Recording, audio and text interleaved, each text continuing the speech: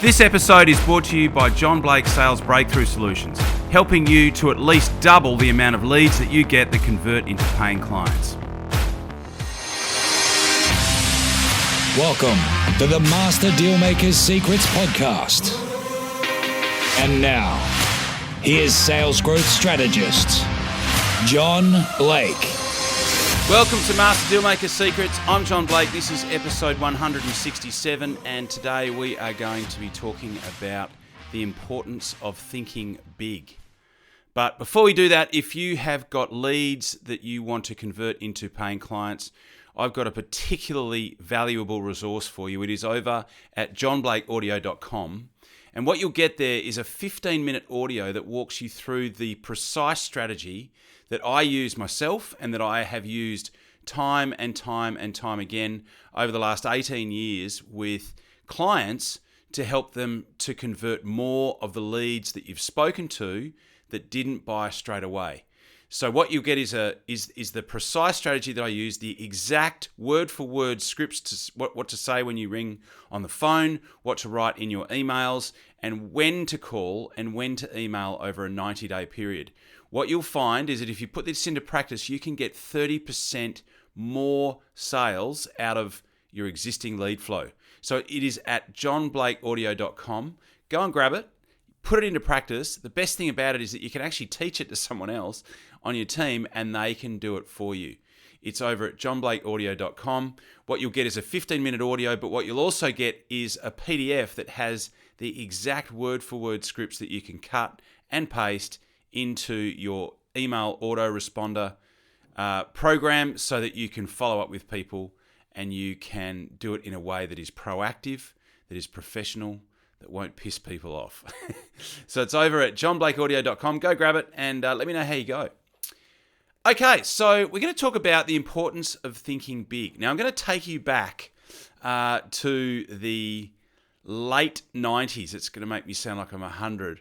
But I used to have an agency, and in the agency, I represented action sports brands. So I had the wholesale agency for a whole bunch of brands in West Australia. I used to sell Vans shoes, I used to sell Mambo, I used to sell Havaianas, and a whole bunch of different sunglass brands and other things within my agency over the 10 years that I had that business. And I'll never forget a conversation that I had. What was happening in the industry is that we went from having about 120 surf accounts that would sell surfwear or action sports apparel in Western Australia. And over the years, what happened is that there would be more businesses that were centrally owned. So they would have, say 60 stores, but their head office would be based on the East Coast. And what that meant for a West Australian agent is that you would either get reduced commission or you wouldn't get any commission on the sales that were made to those chains. So in the end, there was about 2 or 3 quite big chains that had quite a big footprint of stores in Western Australia that the local agent would either get reduced commission on or they wouldn't get any commission at all.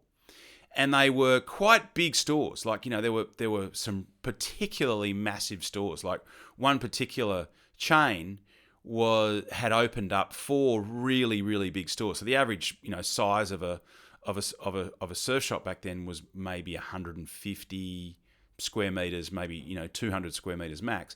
These retailers were opening up these mega stores. They were like 4, 5, 600 square meters with multiple stories. And I never forget, I was having dinner with one of the principals of one of the companies that I represented, and I was saying to him, it's not fair, I can't believe that all these national chains are coming over and it's eroding our business and it's making it harder for the local retailers because they've got bigger buying power, so they can buy things in bulk, get them at reduced prices, and then they discount on the local market. And so I was airing all these grievances to one of the principals from one of the companies that I owned, and this guy was working. It was a family business. He was one of the owners of the biggest apparel manufacturer in the Southern Hemisphere. So he was, he'd been around, big business for a long time, had a lot of experience in the apparel industry, in the fashion industry, and I'm pretty sure he was like, second or third generation of people that own this particular business. And I'll never forget what he said to me. He said to me, well, the opportunity to open up a store that big existed for all of the different people that already had surf shops in Western Australia. So he was saying, all these local retailers are complaining because a store from the East Coast came over here and opened up a massive shop. But that opportunity existed for all of the local business owners as well. And I thought, wow, that is such a good point, right? And he even went on to say, and what do you think? It would be easier for a local business to open up a 600 square metre shop? Or do you think it would be easier for an East Coast type business to come to Western Australia and open up a store that big? And I had to agree with him. It's like, if you were a local business owner, it would be easier for you to open up a 600 square metre store than what it would be if you were someone who had a business that was based on the East Coast and you were moving over to West Australia to open up a store that big. And it was a massive eye-opener, because it was like, and it was one of those moments, one of those take responsibility for your situation type moments. I was like, okay, well, that's such a good point. All of these local businesses are lamenting the fact that there's East Coast chains have come over and opened up these big stores, but that opportunity existed for them. In fact, that was a bigger opportunity, an easier opportunity to execute for them.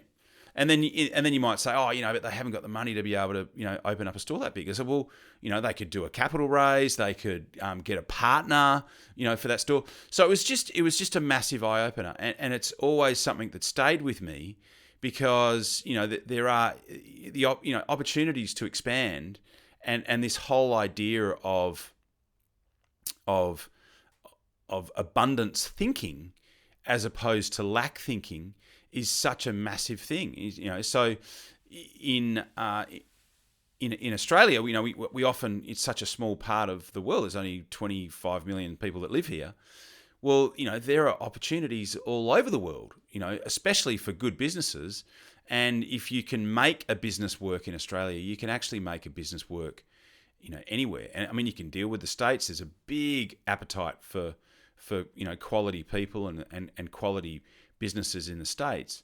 But you have to be prepared to think like that. You have to be prepared to look at what that might look like for you. So, it's just a really good reminder in certain situations to think a bit bigger than what you might already be thinking.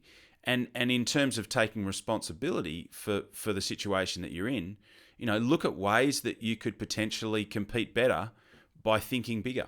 I guess that's the main point. So my suggestion to you would be, have a think about some different ways that you could think about your business or your particular sales situation in a way that is bigger than what you are right now. What are the opportunities that you're not thinking about because perhaps you're not thinking big enough?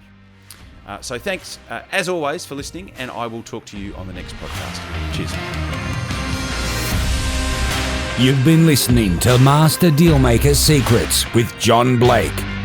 Subscribe to get more in-depth strategies and maximize your sales process with new episodes every other week. And double your inquiry to sale conversion with the lead flow you already have.